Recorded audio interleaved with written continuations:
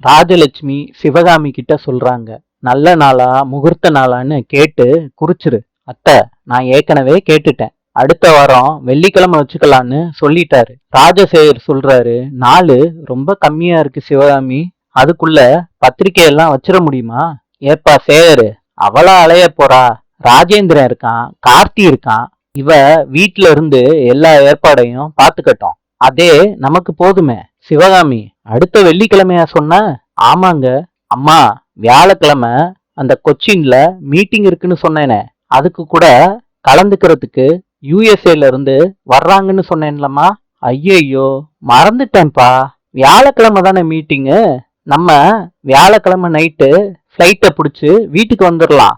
அதுக்காண்டி கல்யாண தேதியெல்லாம் மாத்த வேண்டாம்ப்பா சேகரு. சிவகாமி, நீ ஏற்பாடு பண்ணுமா.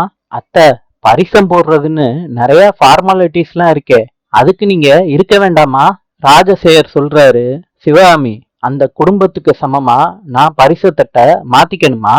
அதான் நீ இருக்கேல்ல அந்த குடும்பத்துக்கு, அது மாத்திரம் போதும். ராஜேஸ்வரி சொல்றாங்க, அவனுக்கு இந்த கல்யாணமும் முக்கியம், பிசினஸும் முக்கியம். ரெண்டையும் நீ தான் பாத்துக்கணும் சிவகாமி. அவன் சொன்னத நீ செய் சிவகாமி. ஏற்பாட பக்காவா பண்ணிரு. கேஷ் தேவைப்பட்டுச்சுன்னா கேஷியர் கிட்ட வாங்கிக்கோ. சரிங்க அத்தை, நான் பாத்துக்கிறேன். சரி சிவகாமி, போய் வேலைய பாரு. கண்மணி அவங்களோட கடைய திறக்க போகும்போது கவர்மெண்ட் ஆளுக உணவெல்லாம் சரியில்லை, ஈயெல்லாம் மொக்கிதுன்னு சீல் வச்சுட்டு போயிடுறாங்க. அப்ப பக்கத்துல ஹோட்டல் நடத்துவாரு, ஐயோ பாவமே, உங்க ஹோட்டலை சீல் வச்சாங்கன்னு இப்பதான் எங்க ஹோட்டலுக்கு சொன்னாங்க. இந்த ஹோட்டல் இருக்கும்போது நான் இடியப்ப மாஸ்டருக்கு 1200 கொடுக்கறதா சொன்னேன். ஆனா இப்பதான் உங்க ஹோட்டல் இல்லையே, நான் 12 மணி நேரம் வேலை பார்க்கறதுக்கு 600 கொடுக்கறேன். அதே ரொம்ப அதிகம்.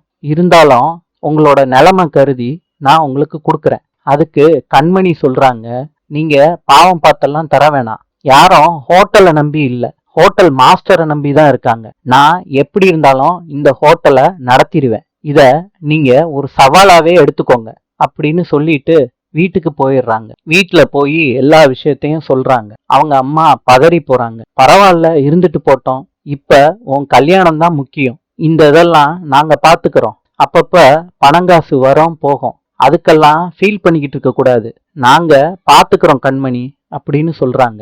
அப்ப கண்மணி சொல்றாங்க, இந்த ஹோட்டலை நம்பிதான் நம்ம கடன் வாங்கியிருக்கோம், அந்த கடனை எல்லாம் அடைக்கணும்லமா அப்படின்னு சொல்றாங்க.